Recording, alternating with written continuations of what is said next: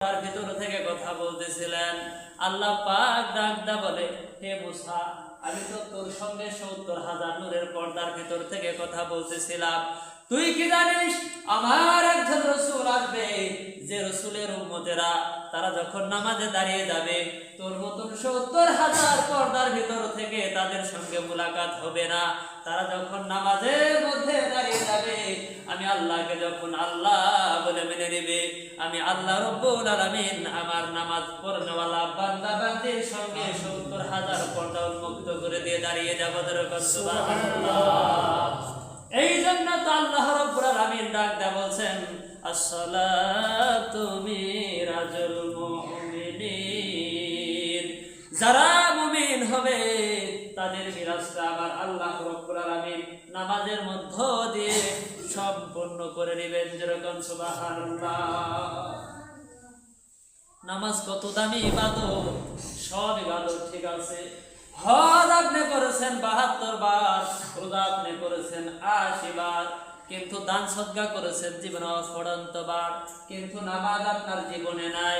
আল্লাহর প্রিয় নবীজি ডাকদা বলে, নামাজের একটা সিজদার ওজন সমস্ত ইবাদতগুলি যদি এক পাল্লায় তুলে দেওয়া হয়, আর নামাজের একটা সিজদা যদি অপর পাল্লায় তুলে দেওয়া হয়, তাহলে সমস্ত পৃথিবীর জাগতিক সব ইবাদতের চাইতে আমার আল্লাহ রব্বুল আলামিনের দরবারে একটা নামাজের সিজদার ওজনটা বেশি ভারী হয়ে যাবে। নামাজ কত দামি ইবাদত জানেন? আজকে আমরা নামাজকে ছেড়ে দিয়ে ইচ্ছে মতো খেয়াল খুশি অনুযায়ী দিন কাটাচ্ছি। কথা বলেন ঠিক কিনা? রোজা রয়েছি কিন্তু নামাজ পড়ছি না। আল্লাহর এক গোলাম প্রশ্ন করছে, হুজুর নামাজ যদি না পড়ি তাহলে কি রোজা হবে না? প্রশ্ন ভালো না খারাপ? কথা বলেন ভালো না খারাপ? আমি মনে করি এই প্রশ্নটা অবশ্যই ভালো প্রশ্ন। কারণ কি জানেন, নামাজের সাথে রোজার কোনো সম্পর্ক, কথা বলেন নামাজের সাথে রোজার কোনো সম্পর্ক নাই। নামাজ হচ্ছে আলাদা ইবাদত, রোজা হচ্ছে আলাদা ইবাদত। আপনি চাইলে নামাজ ইমানের সাথে, আকীদার সাথে আল্লাহর দরবারে পড়তে পারেন, আবার চাইলে লোক দেখানি, মানুষ দেখানি এই নামাজ নামক ইবাদত করতে পারেন। কিন্তু আপনি চাইলেই লোক দেখানি এই শারীরিক ইবাদত পালন করতে পারেন না। ৩.৫ হাত দেহের ওজন আপনার কাছে যতটুকু মনে হয় তার চাইতে কোটি কোটি গুণে বেশি ওজন একটা রোজা। কথা বুঝাইতে পারলাম? আপনি রোজা রয়েছেন অনাহারে, আপনি চাইলে কিছু খেতে পারেন, কেউ বাধা দেবে না। কথা বলেন ঠিক কিনা? রোজা এমন একটা ইবাদত যে ইবাদতের পরিবর্তে আল্লাহ ঘোষণা করছে, বান্দারে তুই রোজা রাখবি কষ্টের করে, তুই রোজা সাধনা করবি কষ্ট করে, আর আমি আল্লাহ পাক তোর কষ্টের দাম নিজে হয়ে গেলাম। আল্লাহ রাব্বুল আলামিন এই দুনিয়ার ভিতরে আপনাকে আমাকে একটা পরীক্ষা করার জন্য পাঠিয়ে দিয়েছেন। কথা বলে ঠিক কিনা? পরীক্ষায় যদি আমি পাস করতে পারি তো আপনার আমার এই ক্ষুদ্রতম জিন্দেগি অনেক দামি জিন্দেগি হবে। পরীক্ষা যদি পাস করতে না পারি তাহলে আপনার আমার এই ক্ষুদ্রতম জিন্দেগি অনেক কঠিন, লাঞ্ছিতময়, ঘৃণার একটা পাত্র জিন্দেগি হিসাবে আল্লাহর দরবারে চিহ্নিত হবে। আমরা যারা প্রকৃতপক্ষে রোজা রাখি, আমাদের মূল টার্গেট, মূল লক্ষ্য জীবনের গুণাগুলো যেন আমাদের মাফ হয়।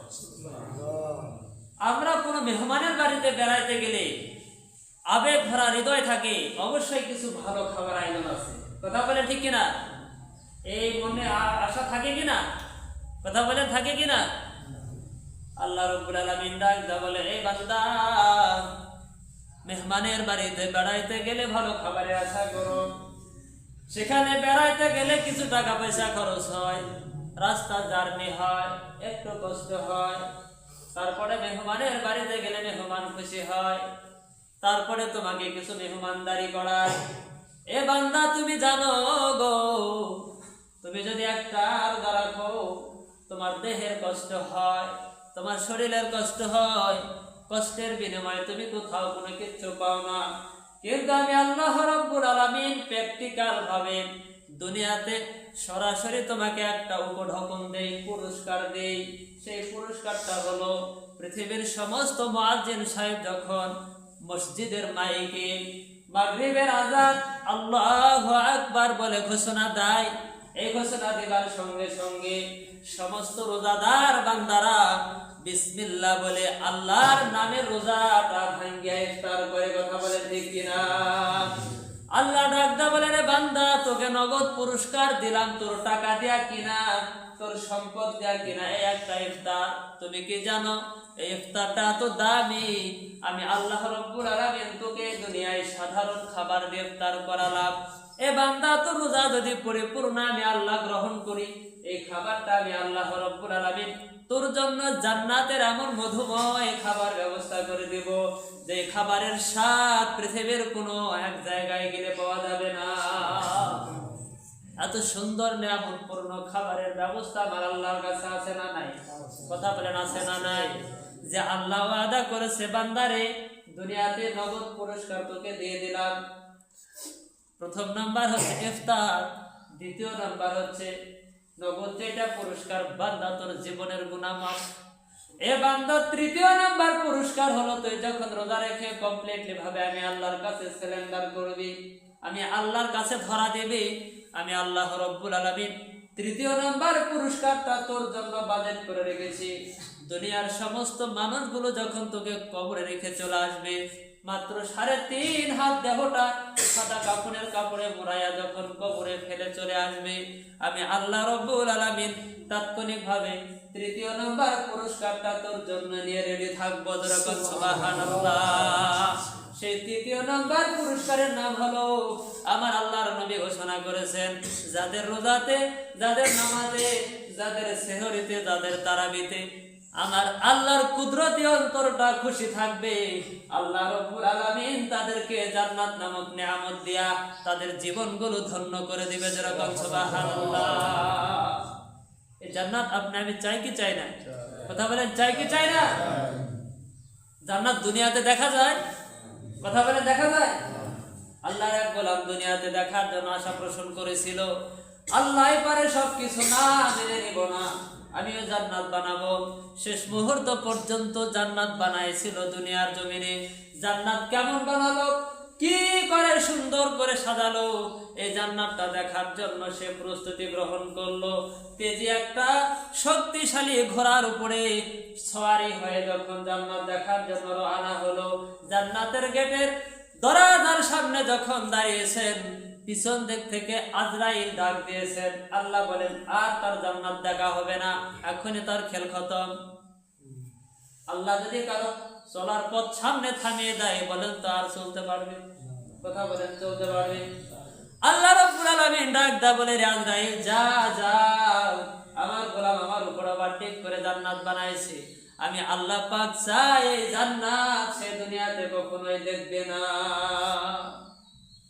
আজরাইল ডাক দিয়েছে পিছন থেকে, ঘোড়ার উপরে সওয়ারি অবস্থায় মেজাজটা গরম করে আজরাইলকে বলেছে, আমার টাইম নাই। কি নাই? আমার টাইম নাই।